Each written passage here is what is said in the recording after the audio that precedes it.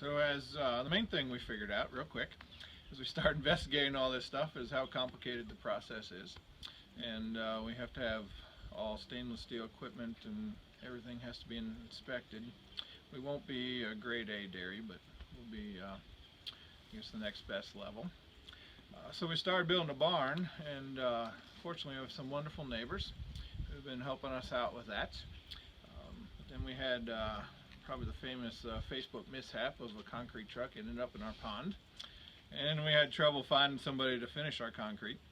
Finally got that done a few weeks ago, but that put about a 2-3 month hold on our progress in building. So now we're planning to get everything up and running, but we had to order equipment out of Iowa for dairy milking equipment, and then we had to the cheese stuff is out of Micro Dairy in Maryland, so nothing is local. So that's been challenges is just finding all the equipment.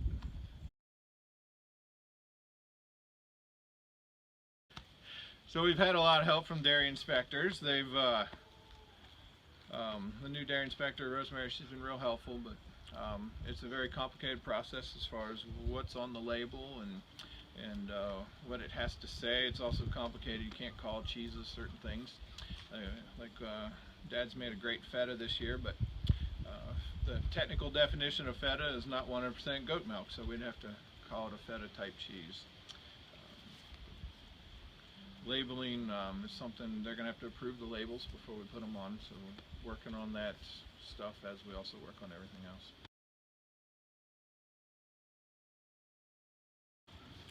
We hope the kids are going to be helpful. They love getting up at 6 in the morning to help milk. We have 2 teenagers and 2 preteen boys, 2 teenage girls, 2 preteen boys that are just wonderful at 6 in the morning, but they have done it, and so the kids will be helping. Dad and I do most of the work. My wife jokes she's a doctor just to pay for the goat feed, but it's a family endeavor.